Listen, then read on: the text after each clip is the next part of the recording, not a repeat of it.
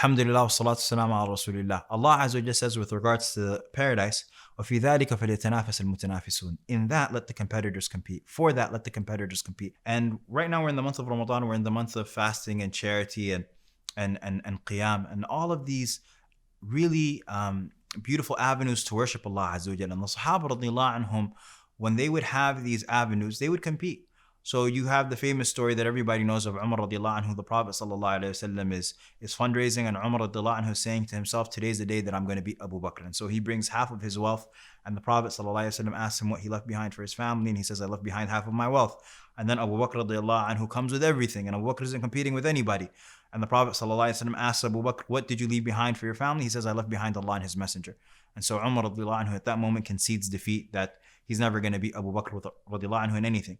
You have the one complaint that I've come across, and this is really an amazing narration, the one complaint that the Sahaba radiallahu anhum, the poor Sahaba, they complained about the rich Sahaba, is with regards to the charity that the rich can give, but the poor can't give.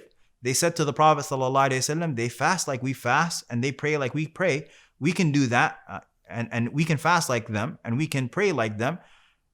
We're equivalent in these acts of worship, but at the same time, they can worship Allah Azza wa Jal. They can journey to Allah through an avenue, through a lane, through a track that we don't have access to. And they're coming to the Prophet ﷺ and they're complaining about that. And just to really appreciate how amazing that feeling is, you know, when was the last time you were sitting in a fundraiser and you didn't have money, and this person is giving 500 and 5,000 and whatever amount they're giving, and you are sitting there fuming, you're upset, you're hurt at the notion that you don't have the ability, that people right now are worshiping Allah Azza wa Jal, they are getting rewards in their account for something, and you don't have the ability to compete with them in that.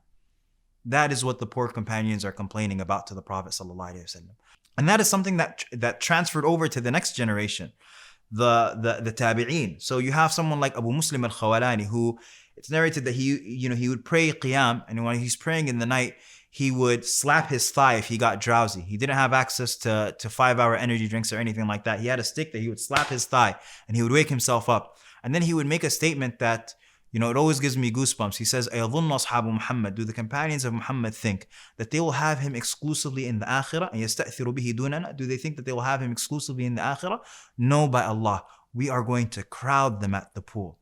حَتَّى يَعْلَمُ أَنَّهُمْ خَلَّفُوا رِجَالًا. We are going to be there so that they know that the ones who came behind them, the ones who came after them, are men.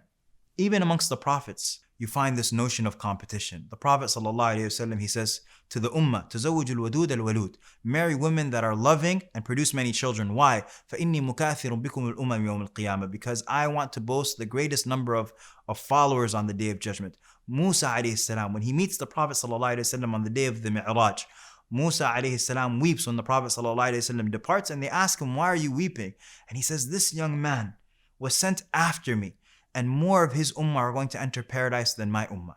Even Laylatul Qadr, you know, the asbab of the nuzul of the verses of Laylatul Qadr was the Prophet ﷺ told the Sahaba of a man from the ummah that lived before us, and he worshipped Allah Azza wa Jal for 1,000 months.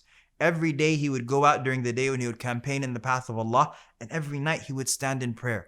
And so when the Sahaba radiallahu anhum heard that story, they didn't just, cool story. They were saddened by that, because this was a person from a previous ummah who was able to worship Allah Azza wa Jal in a way that they wouldn't be able to, because we simply don't have those lifespans. The Ammar, the lifespans of the ummah of the Prophet ﷺ are between 60 and 70. And so we don't have, who of us lives for 80 years, let alone to worship Allah Azza wa Jal for 80 years.